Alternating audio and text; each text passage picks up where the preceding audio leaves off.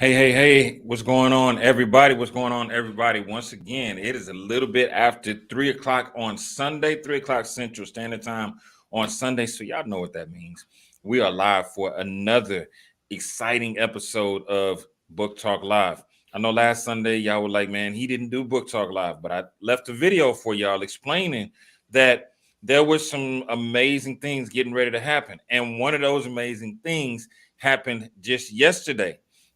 So we are joined by another amazing, powerful, phenomenal author, Miss Debi Adams, who launched her book to Amazon #1 bestseller in 13 categories in as little as I think it was like 2, 3 hours later, right?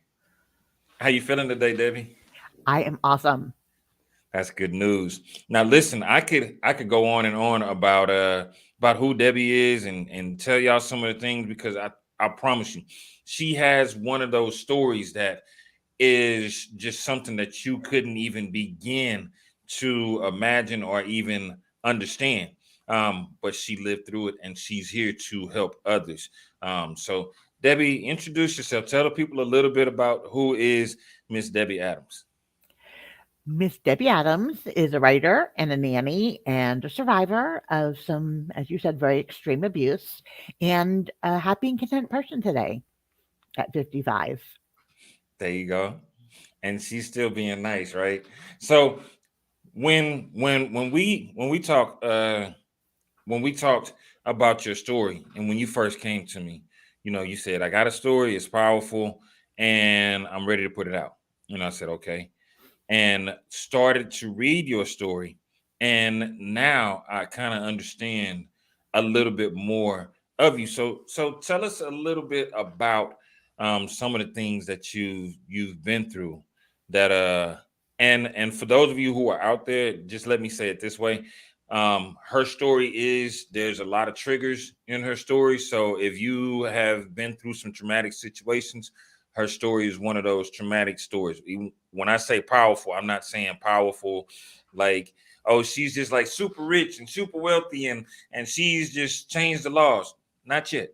But she has been through some things, some life-changing moments. So tell us a little bit of the background of Debbie Adams. What brought us to this Debbie smile?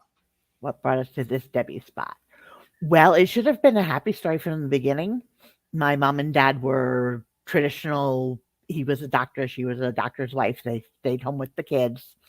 Unfortunately, that didn't last terribly long. When I was 6, they separated, and my whole life changed. That's when some of the abuse started. That's when a lot of the confusion started. When back then I didn't know anybody else who had divorced parents, and that kind of isolated me, which was a prologue, I think, to the abuse that happened. It started isolating me more than I had been before that.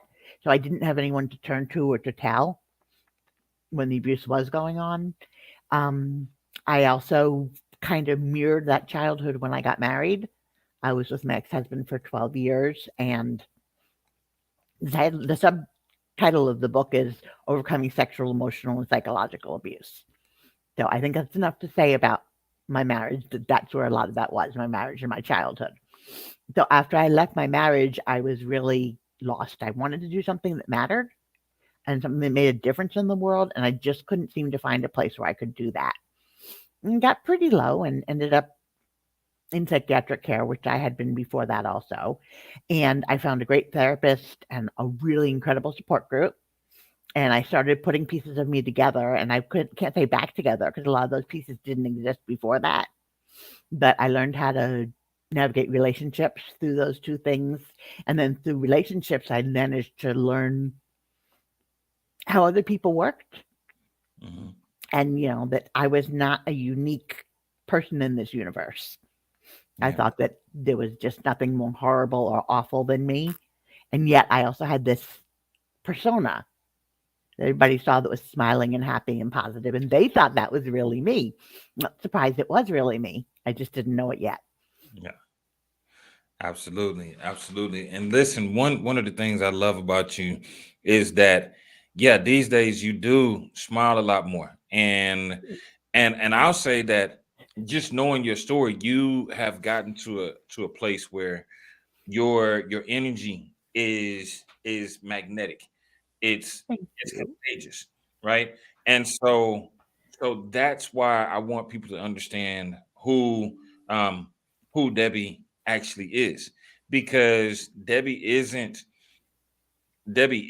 this she's not there's an old saying in the church, right? Thank God I don't look like what I done been through. Definitely Debbie. So we won't go too far um into the abuse, uh, Right. because obviously there may be children watching, there may be adults who have been through the situations. But what I want to know is, walk me through a little bit of the healing. How did you get to this place of wholeness? And then we're gonna go back through some of those.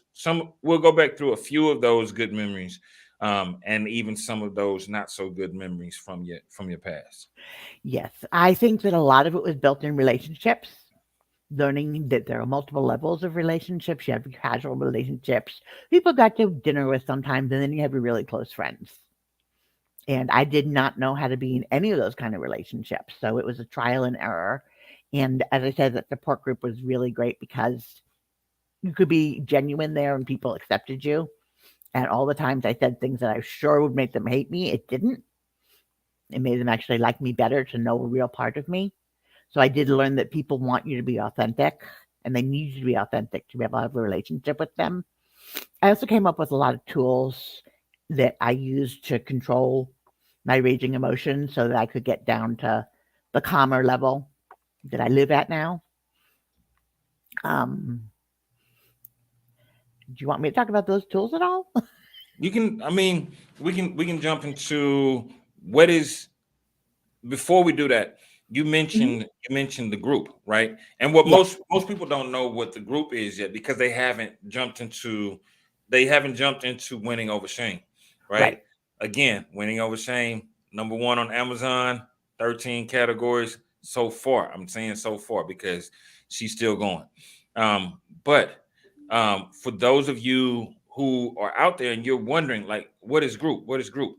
Tell me what was group and how did that play into it? Because we're going somewhere with this. Okay. Well, group was a support group that was run by the hospital where I had been in some psychiatric care, and it was only invitation to people that were positive and really trying to make their lives work, as opposed to people that wanted to make excuses and just stay stuck. So they were very selective about who they invited, and it was weekly. We would meet in the evenings. We had a facilitator, a person from the hospital, and we would talk about the challenges, but more importantly, how we were going to face those challenges. So we would give each other feedback and comments and help in doing that.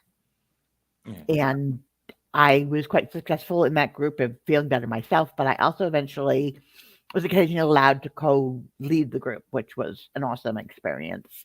Actually, some people, including the man who was running it, suggested that I go and get my master's degree and run groups because they thought that I was that good at it, which felt really good. Can't tell you. Mhm. Because I listen well to others and I remember what they say.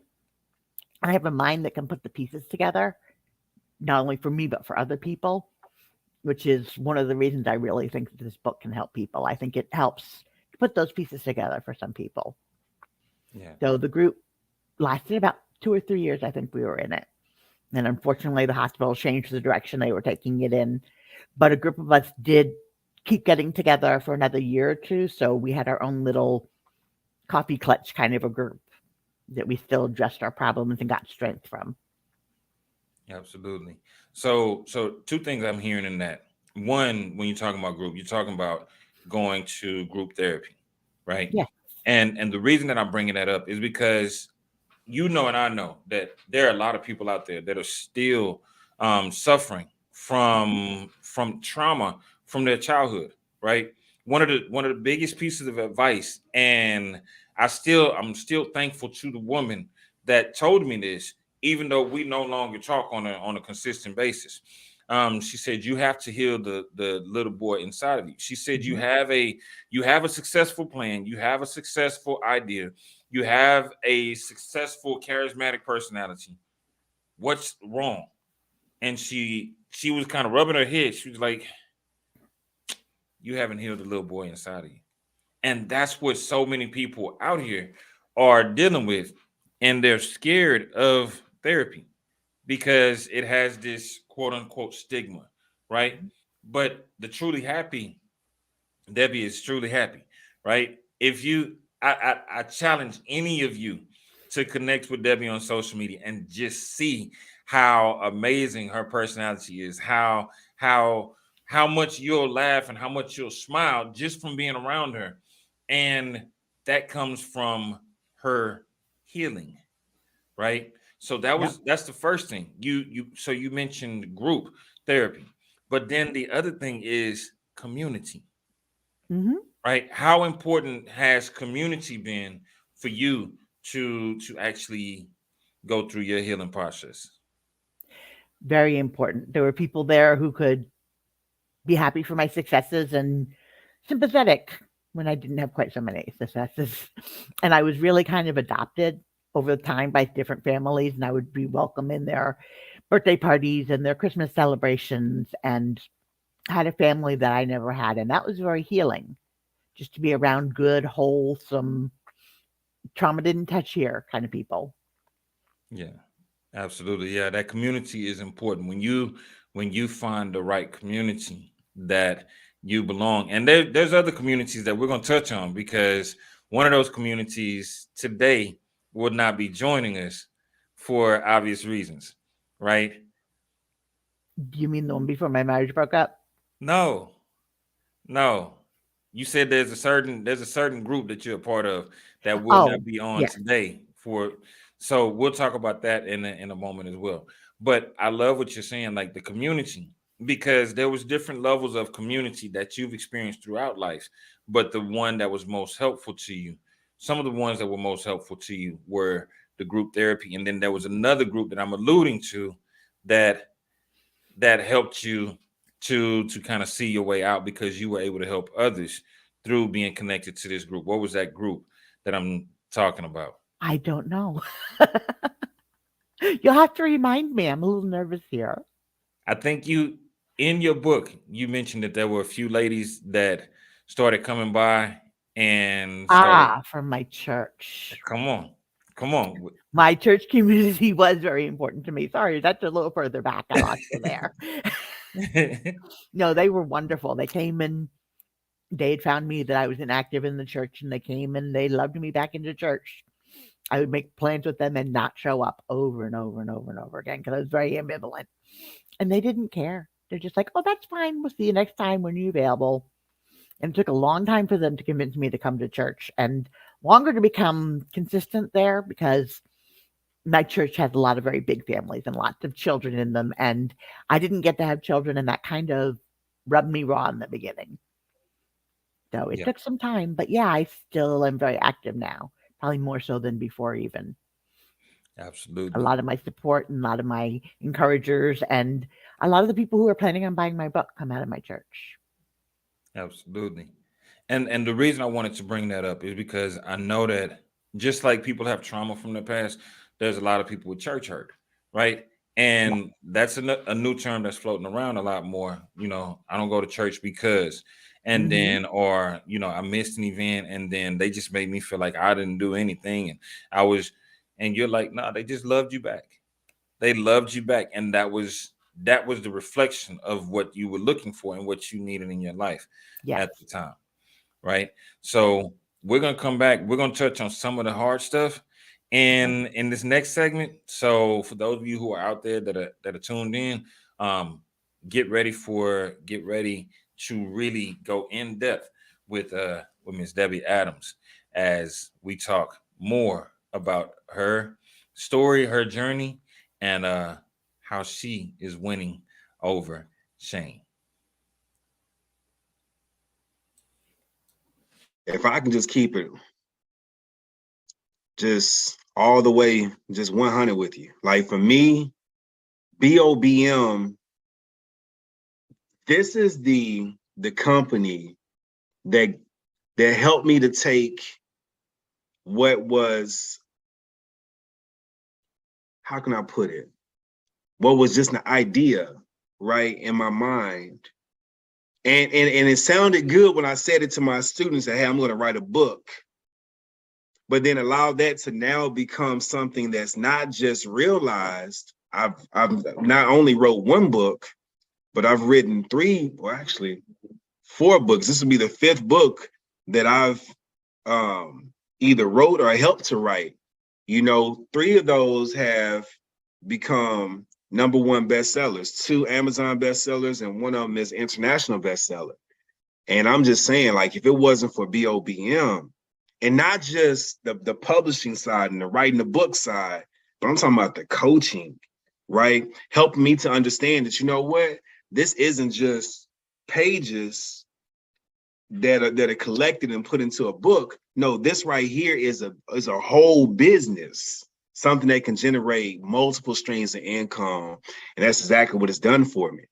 It's opened up the doors for speaking opportunities, opened up the doors for me to earn revenue off of the book sales, off of courses that I've created based on the book, leadership development programs school-based programs that I put together based around this book right here, right? And so it's allowed me to bring in a community of fathers, right, and help build up fathers. And so this thing has done numbers for me, for my family, and for the community that I serve. And so BOBM is nothing short of amazing. My coach, Sugar Ray Destin Jr., like, for real, like, he is the real deal. And so I'm more than grateful to have crossed paths and continue to do work with BOBM. And if there's anybody that's on the fence and you're like, man, I don't know, maybe I shouldn't, listen to me. Listen to me. Stop playing games. If you got a story to share, you need to put that in a book. And if you're gonna put it in a book, don't just try to wing that thing, right? You need a coach. I promise you, you need a coach, you need a community. You need somebody that has a proven track record, right? That's going to get your book positioned the right way in the marketplace. And that's none other than Sugar Ray Destin Jr. And his team. I'm telling you, BOBM is the real deal. Go ahead and put your money where your mouth is and make it happen.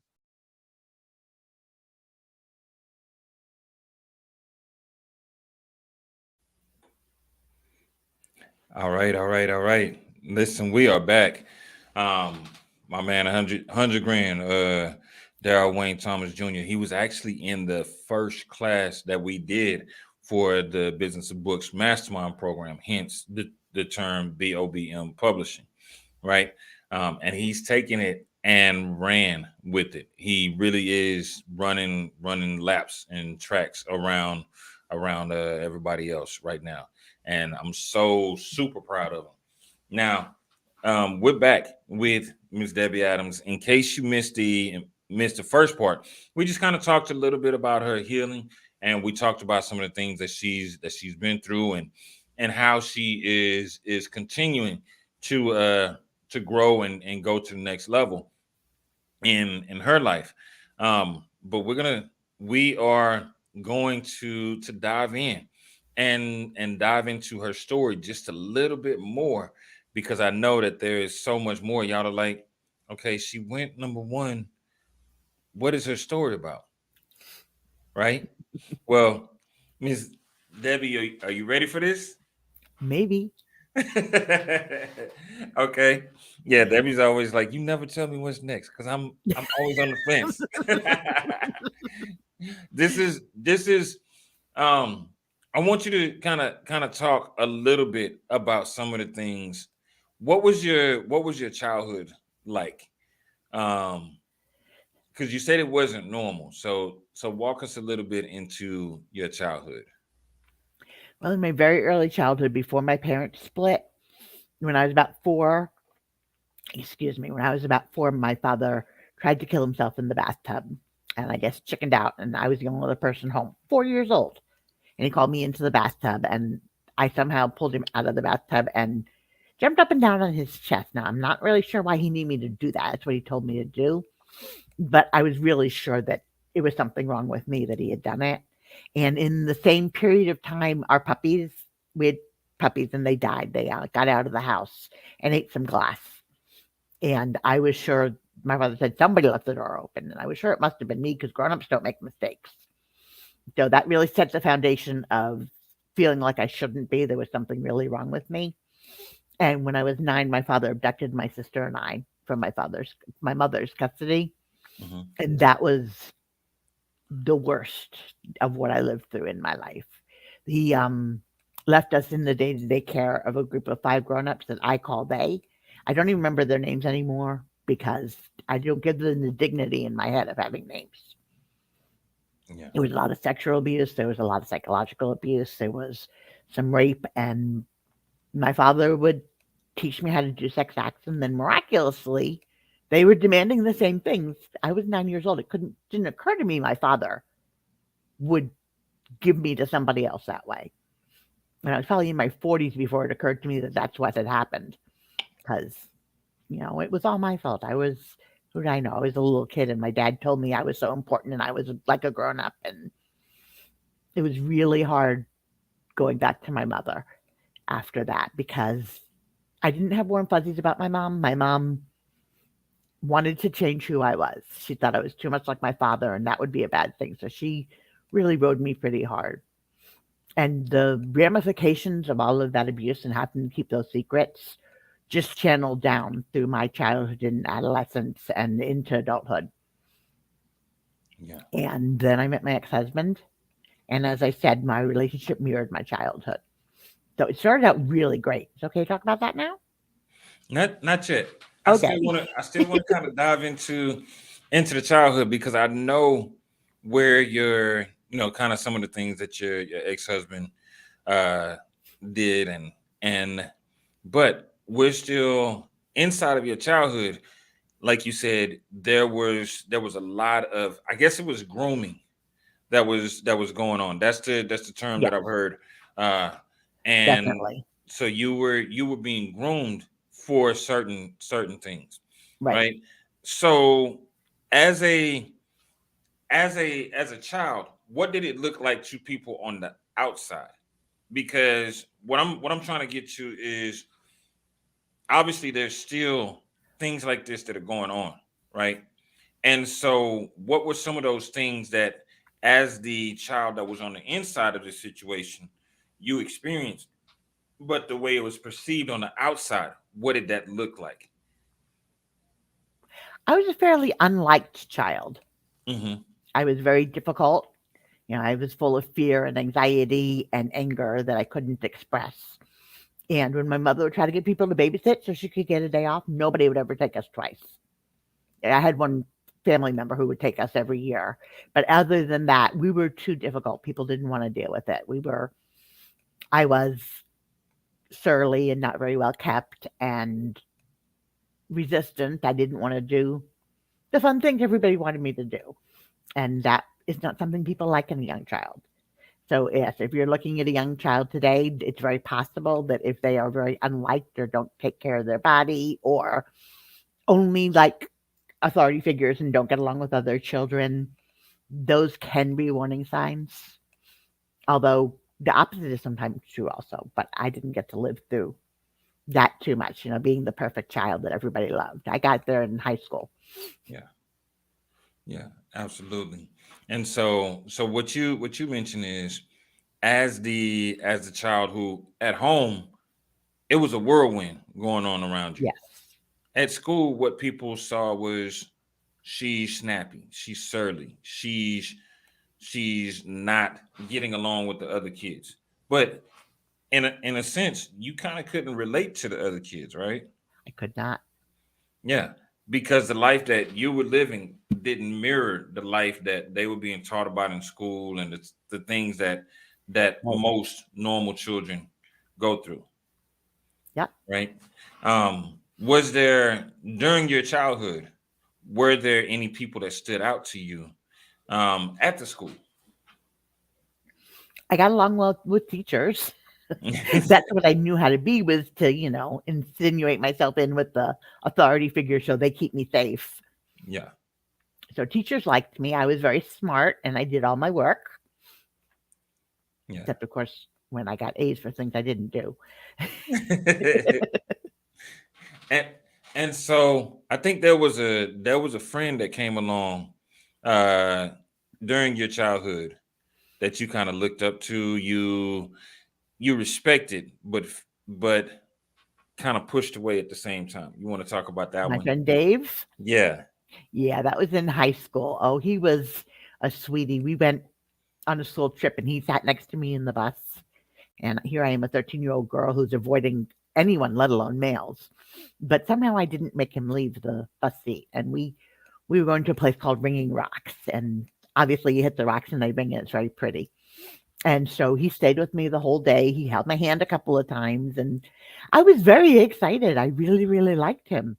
And he was always nice to me. And my stepdad kind of made fun of him. And then I didn't want to see him anymore because I felt ashamed and seen and exposed. And so we kind of hung up in the same groups. And one day we were talking and he asked me out. And I said no a couple of times. He asked me again. I said, I'll go out with you when hell freezes over. And he went away. And I'm like, oh, good, that's over. And he came back with a little mock newspaper with the headline saying, hell has frozen over. And I wish I could tell you I went on a date with him when we got married, but I still wouldn't date him. Yeah. It You took were about a still year and we became friends again after that. yeah, you were still scared of that closeness, right? Yes. Yeah. And that's, you said that was actually probably one of the unfortunate moments of growing up, because Why was it unfortunate? you said that it was unfortunate because that may have changed the course of how things actually turned out He in the long certainly term. was a big part in that. I had another friend also named Chris who I hung on to him long after he was gone. I had lots of letters from him and I fed off of his love for me, even though it didn't actually exist anymore. It was inside of me. And I think it kept me alive, Yeah, knowing there was somebody to love me when I didn't dare be that close to anybody. absolutely. And that's the point that I was kind of going towards, is that these friends were just that, they were friends, but they were part of the reason that you stayed on long enough. You hung around long enough to get to that healing, right? Yes. So I guess what I got out of that part of the story is we have to love others even when they don't love themselves, Yes. right? And not only do we have to love others when they don't love themselves, but we have to understand why. Like dig in and try to find out, because we live in a time now where, like, I'm one of those people where if I let you in, you're in for life. But if I let you in and you disappoint me, you'll never talk to me again. Right? Oh, you're one of those one chance people, huh? I'm It's not one chance. I really give people more than one chance. Oh, But good. there comes a point Yes. when my discernment kicks in. And once that Mhm. discernment kicks in, it's like you got to stay on the outside because something about your energy is not right for me. And it's not that you're not a great person. It's just that we don't necessarily click, Work, right? right. And so, but I think over time, that became the person that you are as well, because you've you've gotten to that point where yes, you do have unconditional love for others, but you also know who to let in and who to Yes. separate from, because it took you a while to get there, right? Oh, yeah. What was the next phase in your journey? Because through school, like, I love the fact that you were the teacher's pet. I was I always the was. teacher's. I was always the teacher's pet. I still am. If Mhm. there's somebody who I look up to, I get close to them. It's just a natural part of being, Yeah. to me, you know. Um, but after high school, and you had moved on into adulthood, you Mhm. began to Well, find your way and you found a few people. Tell me about those. Tell me about the person that changed your life for good and then for worse. I'm not sure if you're talking about my friend Melinda. Talking about my friend Dolores. I'm guessing. The person who you married. Oh, the person who I married. Yeah. Yes, the beginning of my marriage was actually really great. We had met in a psychiatric hospital.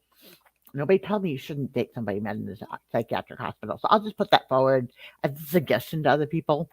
But in the beginning, it was really magical. We spent all our time together. We were both not working.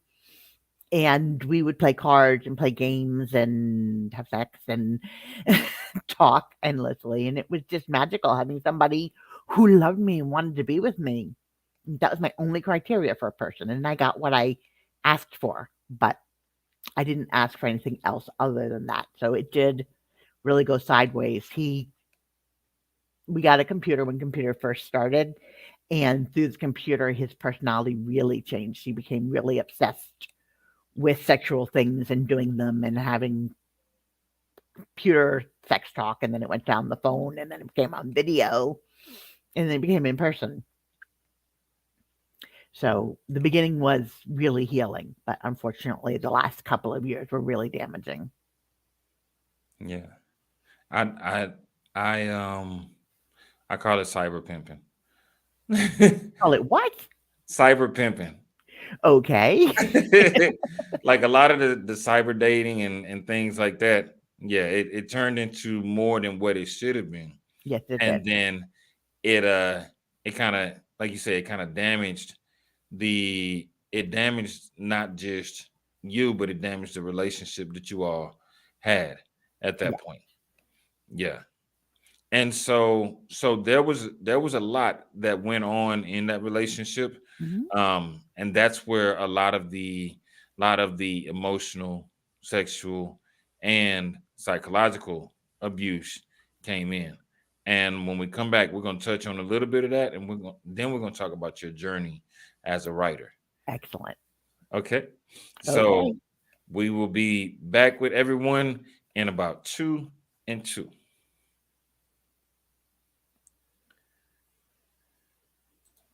Hey, everybody. My name is Sugar Ray Destin Jr. I'm the founder and CEO of BOBM Publishing. We've helped over 400 new beginners become best-selling authors, not just best-selling authors, number one best-selling authors. And so a lot of times we hear from people that haven't written their book or people that have already written their book and the buzz is gone. How do I keep this buzz going? Or how do I write my first book? Well, we've listened, we've heard you, we've heard you, and we've taken the time to go back and create a university specifically for authors. It's called Bestseller University. The enrollment is opening up on March 1st. So less than 2 weeks from now, you'll be able to enroll in Bestseller University.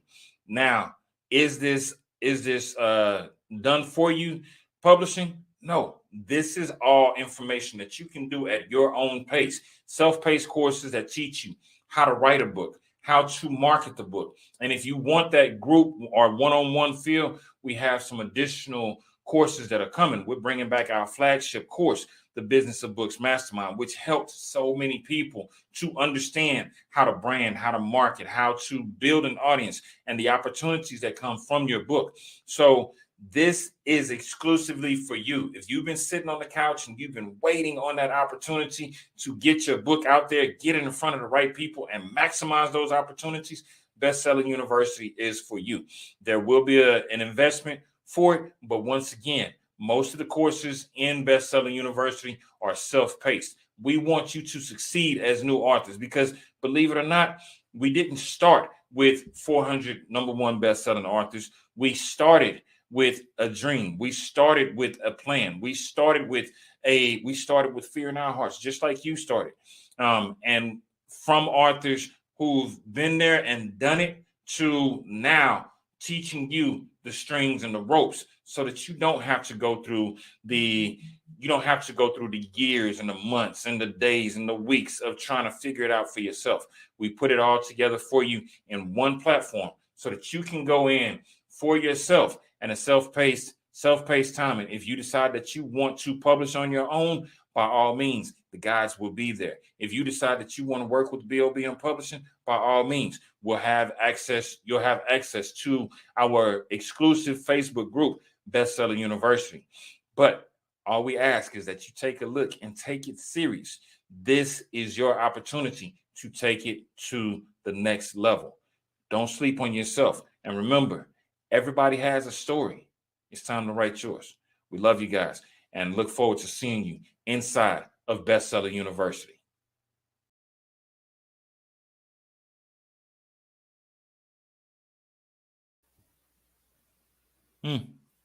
Guys, on to something. Over 400 authors. Pretty awesome, isn't it? Huh? Pretty awesome. Yeah. And Miss Debi is our most recent number one bestseller, number one best-selling author. So instead of going into the relationship that you had with your ex-husband, right? Because I know that there was a lot of trauma that happened there, and a lot of it changed. It could have changed who you are. It really could have changed the person that you are. So instead of going there, we talked about the healing earlier. I want to talk about what made you decide to take all of this life that you've lived and turn it into something that can help others to heal. I've always written. It's always what I've done. And I've always listened to people and helped people and made differences in people's lives. And so I think it was natural that as I was healing, I wanted to put two of my greatest gifts together. Mhm. And I journaled through the whole thing, which is really good because I go back in my journals and I can really see where I was at that point, which is a hard thing to remember. When you change, it's hard to remember who you were. Yeah. And I pulled a lot out of those journals that over time really helped me to heal. Yeah. And the healing is evident. Even as you journey through your book, just going from childhood to adulthood, you can see those transitions, and they kind of tie in. They're very you tie it in such a great way that people will be able to see themselves and start to understand the correlation between childhood trauma and adult actions, Yeah. right? And so what made you write it the way that you did? Because you wrote it in a very unique way. Um, I wrote it with juxtaposition. So you would go from one time period to another and then back to the first, and it continued that way throughout the book. And I was told that I was risking confusing people or tiring my audience, but I really felt that, first of all, it breaks up each of the individual traumas so you're not stuck there very long. Mhm. And also, you can see the correlation much more easily of what happened when I was younger and how it fed into the adult life I had. Yeah, absolutely. I can honestly see a winning over shame journal coming out of this, like people being able to to to take their own accounts of their childhood and their adulthood and put them side by side, because that's so important. Like I said, most people haven't. Most people have you. There was a Dave Chappelle comedy skit, right? And it was like he had found this video camera back in the day, and the video camera showed people, or it showed you who people really were. So like there was this big bouncer at the club, and he's probably like my size, but when you look through the camera, you see this little guy that's like, "What are you doing here?" And that's how most people are. There's the person who the world sees, but then there's really the person who's on the inside that most people don't really get into because they haven't healed yet and they haven't figured it out. So So what advice do you have for people who are or who have or that are going through trauma currently? What is my suggestion to them? First, get to a safe space. It's really hard to do the work if you're in the abuse in that moment. And then find someone safe. And if you can't find someone safe, make it a piece of paper. And I spent a lot of time journaling the questions that I had, the things I was too ashamed of to say even to my therapist. And once I had recited it 100 times in my journal, I had brought the intensity of the emotion down. And then it wasn't so horrible anymore. And then I could start facing it. Honestly, though, when I could start facing it was probably pretty traumatic for most people at that point anyway. Yeah. Because I never did quit. Not more than 5 minutes at a time anyway. Yeah. Okay. So find that safe space is one. And then if you can't find a safe space, start journaling, start writing. Find your escape, right? What about you mentioned the safe space, but what about those who have gotten past the trauma? Like they're no longer in those situations, Yeah. but they are scared of, let's say they're scared of the counseling that comes with it. They're scared to go see a counselor or a therapist. What how did having a counselor or therapist help you? I was with my last therapist for 14 years.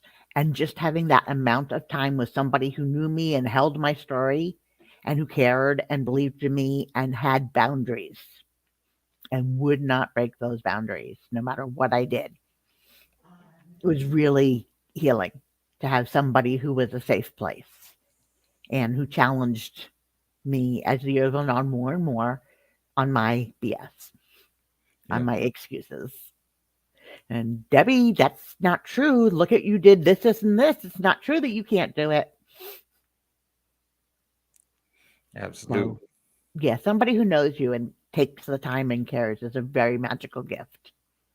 And it can be hard to find. And like you said, a support group can be hard to find.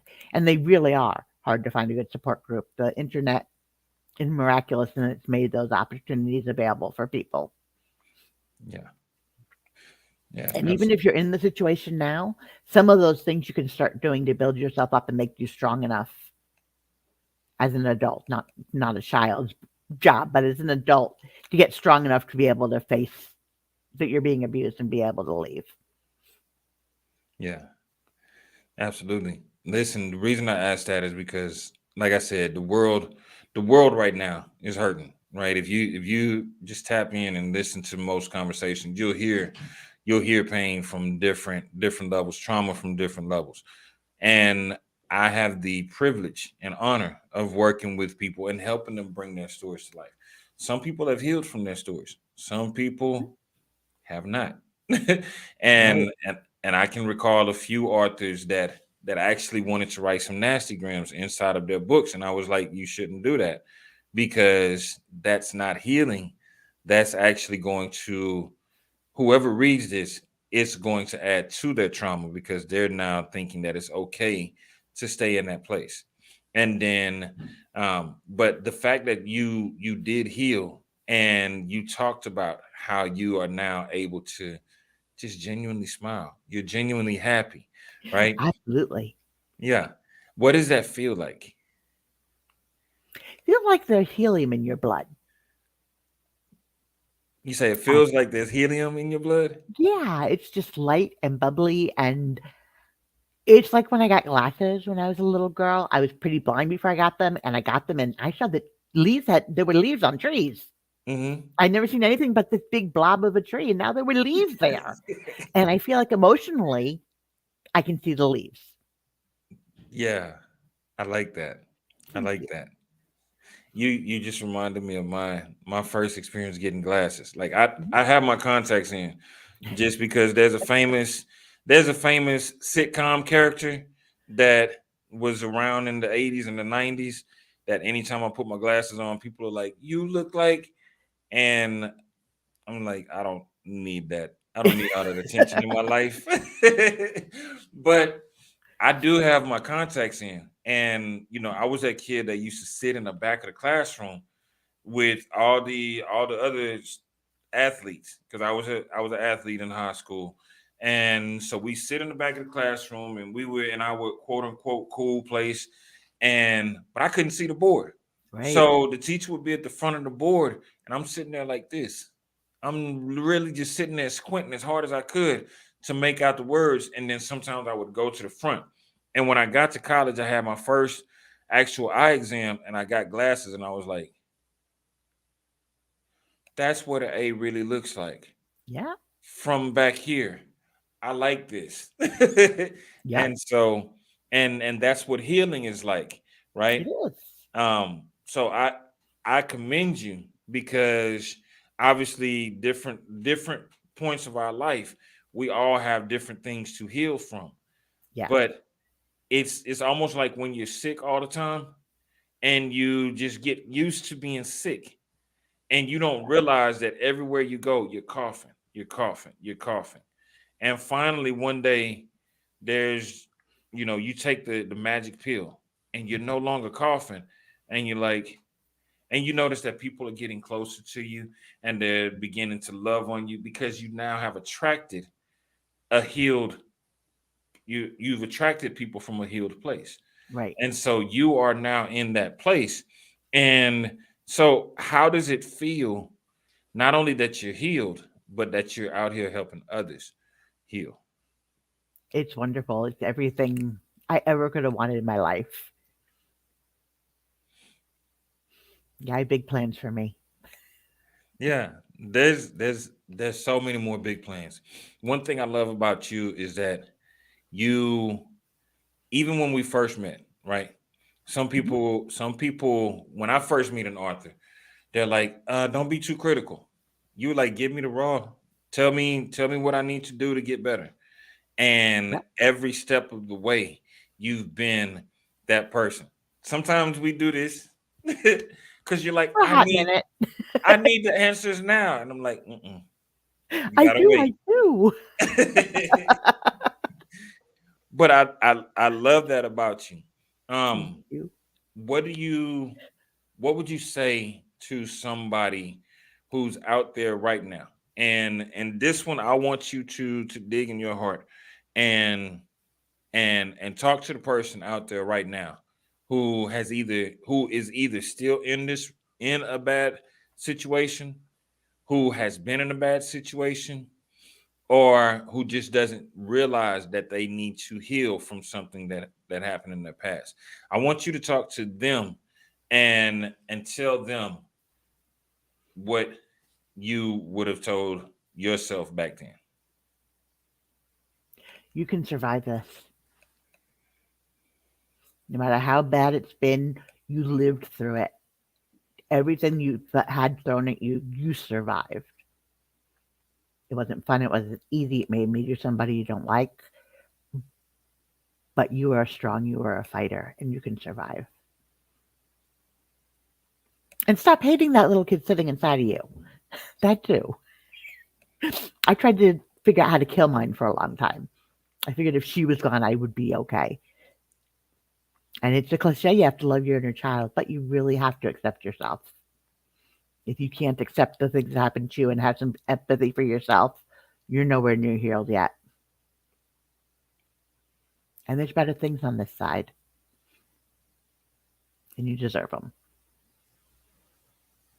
Yeah, absolutely. Absolutely. Listen, um, for those of you who are out there that are tuned in, that are watching live, we appreciate you. For those of you who will go back and watch the replay, I want y'all to do me a favor. And um, this is what I always say to every time we do a live video. If Debi's book is if it was if what you've heard from Debi is powerful enough that it's going to change your life, and I know it will, you have to read the book though. This most people come to me with books that are like 50 to 80 pages, and they're like, okay, I want it to be longer, and I have to do some work. But Debbie came to me with a book that was almost 300 pages, and we had to kind of shorten it because she put so much of her blood, sweat, and tears into this.